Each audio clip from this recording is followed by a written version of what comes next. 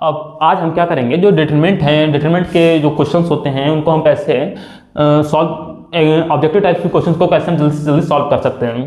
तो क्वेश्चन करते हैं। यदि कोई पहले हमारा क्वेश्चन है कि यदि determinant of 3x and x1 and 3 2 and 4 1, तो x का मान फाइंड आउट करना है। तो अगर हमें ये दोनों डिटरमिनेंट बराबर हैं तो इसका सोल्यूशन होगा, अगर दोनों डिटरमिनेंट बराबर है तो इसमें हमारी x की वैल्यू क्या होगी, किस x की वैल्यू के लिए हमारे दोनों डिटरमिनेंट की वैल्यू सेम होगी। तो इसको सॉल्व करेंगे 3x into 1 equal to 3 of 2 into 4 1। तो हम दोनों डिटरमिनेंट को सिंप्लीफाई कर लेंगे। 3 माइनस के x square equal to 3 minus के 8 हो जाएगा।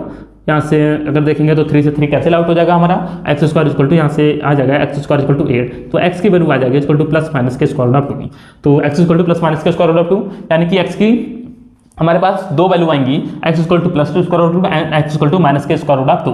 तो जो दोनों वैल्यू होंगी वो हमारे को सेटिस्फाई होगा। X equal to plus square root 2, minus में नहीं लिखा है तो गलत हो जाएगा, माइनस रूट 2 ये भी गलत हो जाएगा, plus minus square root 2 this is the correct option and D wrong option.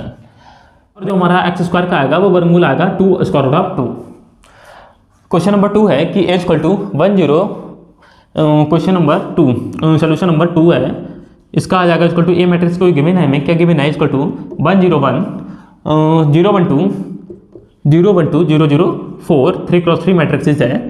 तब हमें फाइंड आउट करनी वैल्यू ऑफ डिटरमिनेंट ऑफ ए की वैल्यू को फाइंड आउट करनी है। तो इस डिटरमिनेंट ए की वैल्यू फाइंड आउट करने के लिए क्या करना होगा, इसका हमें डायरेक्ट फार्मूला भी पता होता है। क्या होता है, अगर हमें कोई मैट्रिक्स गिवन है और उसका हमें डिटरमिनेंट फाइंड आउट करना है, कोई ए मैट्रिक्स है, उसका डिटरमिनेंट, कोई मैट्रिक्स गिवन है उसका डिटरमिनेंट ए है, तो अगर हम उसको k से मल्टीप्लाई कर दें तो उसका डिटरमिनेंट क्या होगा, तो जो k होगा k की पावर में आएगा जो मैट्रिक्स जिस ऑर्डर की मैट्रिक्स है, अगर 3 क्रॉस 3 ऑर्डर की है, 4 क्रॉस 4 ऑर्डर की है, मान लेते हैं हमारे पास जो मैट्रिक्स है वो n ऑर्डर की है। अगर n ऑर्डर की है तो उसके पास पावर लग जाएगी k की power n into determinant of a।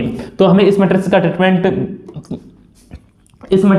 Find out करने के लिए क्या करना होगा, इस मैट्रिक्स का डिटरमिनेंट हमें ऑप्शन पहले चेक करेंगे, ऑप्शन किस में दिए हैं। ऑप्शन में किसी में भी डिटरमिनेंट को सॉल्व नहीं किया गया, सिर्फ डिटरमिनेंट ही लिखा है, तो इसको हम डिटरमिनेंट फाइंड आउट नहीं करेंगे। हम सीधे यहाँ पर सीधे हम इसको सॉल्व करेंगे 3a।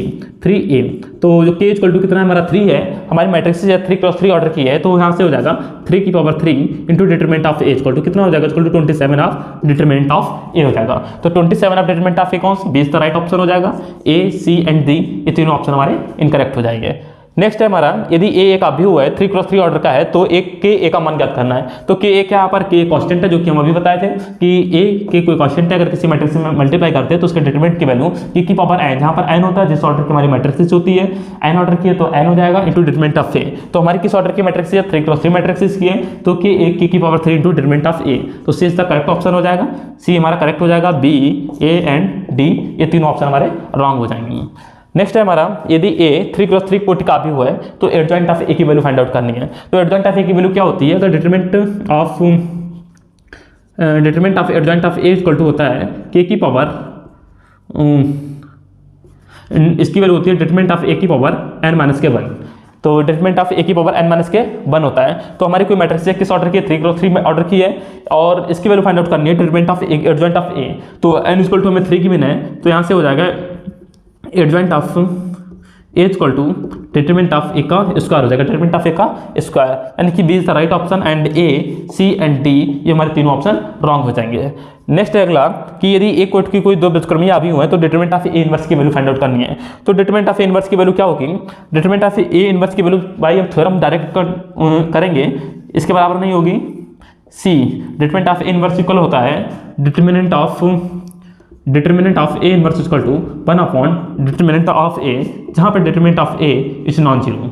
ये कभी भी जीरो नहीं हो सकता, क्योंकि यहाँ पर सबसे बड़ी बात है, यहाँ पर ये मेंशन कर दिए कि व्युत्क्रमणीय अभिव्यक्त है। अगर ये अव्युत्क्रमणीय अभिव्यक्त होता है तो इस मैट्रिक्स का इन्वर्स एग्जिस्ट नहीं करता, क्योंकि ये मैट्रिक्स नॉन सिंगुलर है, नॉन सिंगुलर मैट्रिक्स का इन्वर्स एग्जिस्ट करता है। तो यहाँ पर ये कंडीशन गिवन है कि determinant of a is non zero, तो a इन्वर्स का डिटरमिनेंट होगा 1 अपॉन डिटरमिनेंट ऑफ a, और c और d दोनों हमारे रॉन्ग ऑप्शन हो जाएंगे। अब हमारा 6 क्वेश्चन है। 6 क्वेश्चन क्या है, यदि ए बी सी समांतर श्रेणी में है, समांतर श्रेणी का मतलब अगर ए बी सी हमारी तो समांतर श्रेणी में है तो हमें वैल्यू फाइंड आउट करनी, इसका डिटरमिनेंट फाइंड आउट करना है, इसका डिटरमिनेंट कितना होगा। तो एक तो मेथड ये है कि हम इसको यहाँ से ओपन करना शुरू करते हैं, जैसे हम डिटरमिनेंट फाइंड आउट करते हैं तो वैसे कर सकते हैं, लेकिन एग्जाम टाइम पर हमारे पास इतना टाइम नहीं होता है, लेकिन हमें ऑब्जेक्टिव टाइप करना है तो हमें वहाँ पर कोई भी किसी प्रकार का सोल्यूशन नहीं देना है। तो इसके लिए हम क्या कैसे चेक कर सकते हैं, ऐसे हम चेक करेंगे इसको ABC 3 समांतर श्रेणी, हम कोई भी 3 नंबर चूज कर लेते हैं जो हमारे किसमें AP में है। तो हमने चूज कर लेते हैं इक्वल टू, तो ये को सोल्यूशन नंबर है 6। तो 1 2 3 ये तीनों हमारे किसमें AP में, हमारे AP में, तो हमारे किसमें AP में, तो हम इसमें वैल्यू पुट कर देंगे।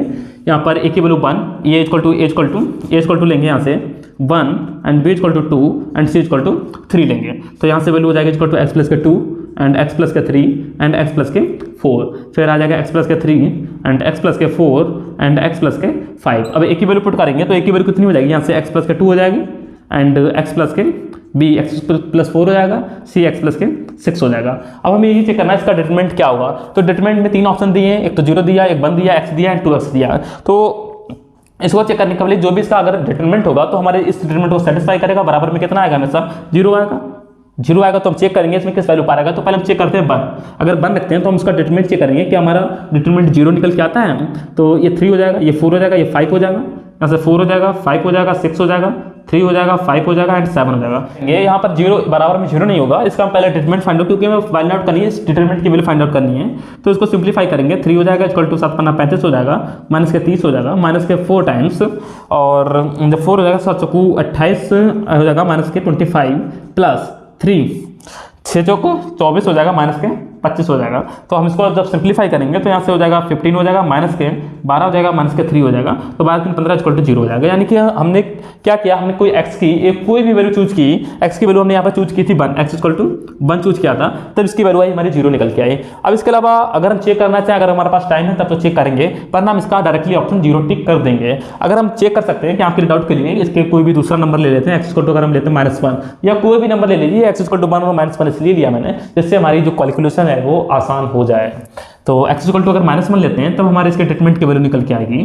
तो यहाँ से 1 हो जाएगा, यहाँ रखेंगे 2 हो जाएगा, 3 हो जाएगा, 2 हो जाएगा, 3 हो जाएगा एंड 4 हो जाएगा, 1 हो जाएगा, 3 हो जाएगा एंड 5 हो जाएगा। तो अब इसको भी सिंप्लीफाई कर लेते हैं, 1 हो जाएगा, माइनस के 15, माइनस के 12 हो जाएगा, माइनस के 2 इक्वल टू 10, माइनस के 9 हो जाएगा, प्लस के 1 हो जाएगा इक्वल टू 8, माइनस के 9 हो जाएगा इक्वल टू 3 हो जाएगा, माइनस के 2, माइनस के 1। तो इसकी भी वैल्यू कितनी है, 0। यानी कि जो हमारा डिटरमिनेंट है वो x की वैल्यू पर डिपेंड ही नहीं कर रहा है। तो x की कोई भी वैल्यू लेंगे हमेशा इसकी वैल्यू हमेशा 0 ही आएगी, और हमारे B और C और D तीनों ऑप्शन हमारे इनकरेक्ट हो जाएंगे। ठीक, क्वेश्चन नंबर 7 है, इसमें हमारा डिटरमिनेंट किस इंटरवल में लाई कर रहा है। तो हमें ये ए मैट्रिक्स की बिना है जहाँ पर थीटा 0 2 पाई के बीच में बिलोंग कर रहा है, और डिटरमिनेंट फर्स्ट ऑप्शन है determinant A 0 and determinant A belong to open interval 2 to infinity, and third determinant A belong to open interval 2 to 4, और डी ऑप्शन है determinant A belongs to close interval 2 to 4। तो इसको हम check करेंगे कि हमारा determinant किस interval में बिलोंग कर रहा है। तो सॉल्व करते हैं क्वेश्चन नंबर 7। तो हम डायरेक्टली यहाँ से करते हैं सोल्यूशन नंबर 7, हम डायरेक्टली डिटरमिनेंट फाइंड आउट करते हैं। तो डिटरमिनेंट यहाँ पर ए इक्वल टू कितना हो जाएगा कि 1, तो 1 माइनस 1 प्लस का साइन स्क्वायर थीटा, 1 प्लस का साइन स्क्वायर थीटा माइनस का साइन थीटा, माइनस के साइन थीटा, माइनस के साइन थीटा, माइनस का साइन थीटा प्लस का साइन थीटा। तो माइनस का साइन थीटा हो जाएगा प्लस के साइन थीटा हो जाएगा प्लस 1 प्लस के 1 हो जाएगा इंटू माइनस के साइन स्क्वायर थीटा प्लस का साइन स्क्वायर थीटा प्लस 1, तो साइन स्क्वायर थीटा हो जाएगा प्लस के 1। इससे ये हमारा ऑप्शन कैंसिल हो जाएंगे। तो यहाँ से बचेगी डिटरमिनेंट निकल के आएगा इक्वल टू यहाँ से 2 टाइम्स 1 प्लस का साइन स्क्वायर थीटा, 1 प्लस का साइन स्क्वायर थीटा, यानी कि 2 टाइम्स इक्वल टू 1 प्लस का साइन स्क्वायर थीटा। अब हमें ये निकालना है कि हमारा ये जो डिटरमिनेंट है किस इंटरवल में लाई कर रहा है। तो हमें पता है कि जो साइन थीटा होता है, साइन थीटा का डोमेन किसके किसके बीच में लाई करता है, साइन थीटा की रेंज होती है -1 और 1 के बीच में बिलोंग करती है रेंज। साइन थीटा का जो ग्राफ होता है, क्योंकि साइन थीटा का अगर हम ग्राफ देखें तो साइन थीटा का ग्राफ ऐसे वेरी करता है, जो रेंज होती है हमारी यहाँ से टच करती है और इधर से टच करती है, तो इधर तो +1 होता है और इधर -1 होता है। जो साइन थीटा की रेंज होती है प्लस और -1 के बीच में बिलोंग करती है, मिनिमम -1 मैक्सिमम +1 होती है। स्क्वायर फाइंड आउट, स्क्वायर लाना हमें, दोनों तरफ स्क्वायर कर देंगे। जैसे ही हम स्क्वायर करते हैं तो साइन स्क्वायर थीटा का ग्राफ बनता है हमारा ऐसे। ये कभी भी निगेटिव एक्सिस को निगेटिव पार्ट में नहीं जाता है। तो यहाँ से जब इसका स्क्वायर करेंगे तो इसका जो रेंज बिलोंग करेगी इक्वल टू 0 और 1 के बीच में बिलोंग करेगी। अब हमको लाना है +1, तो इसमें 1 दोनों तरफ ऐड कर देंगे इक्वल टू 1 प्लस का साइन स्क्वायर थीटा हो जाएगा और 2 हो जाएगा, 1 + 1 2 हो जाएगा। अब हमें मल्टीप्लाई में लाना है 2, तो 2 से मल्टीप्लाई कर देंगे, तो 2 टाइम्स इक्वल टू 1 प्लस का sine square theta of equal to 4 हो जाएगा। जो हमारा ये 2 प्लस के 2 टाइम्स 1 प्लस का साइन स्क्वायर थीटा ये बराबर है हमारे किसके डिटरमिनेंट ए के बराबर है। तो जो 2 हो जाएगा equal to determinant of A is equal to 4, यानी कि जो हमारी मैट्रिक्स है उसका डिटरमिनेंट हमारा बिलोंग कर रहा है यहाँ पर हमारे देखो इक्वल लगा है तो क्लोज इंटरवल 2 to 4, क्योंकि जब वो बराबर लगा है तो हमारे इसमें 2 को भी इंक्लूड करेगा 4 को भी इंक्लूड करेगा, यानी कि जो हमारा इंटरवल है वो कौन सा ऑप्शन होगा 2 to 4 ओपन इंटरवल है। या नहीं हो सकता है क्योंकि हमारा इसमें 2 को भी लिया गया 4 को भी लिया गया, क्लोज इंटरवल है, सी ऑप्शन नहीं हो सकता है। 2 to इन्फिनिटी ये भी नहीं हो सकता है। Determinant A is non zero, यहीं पर देख लिए नॉन जीरो आएगा, तो D is the correct option. हमारा जो ऑप्शन होगा वो डी करेक्ट होगा। इस तरह से आप अपने एग्जाम टाइम पर जो ऑब्जेक्टिव क्वेश्चन है उनको सॉल्व बहुत आसानी से सॉल्व कर सकते हैं।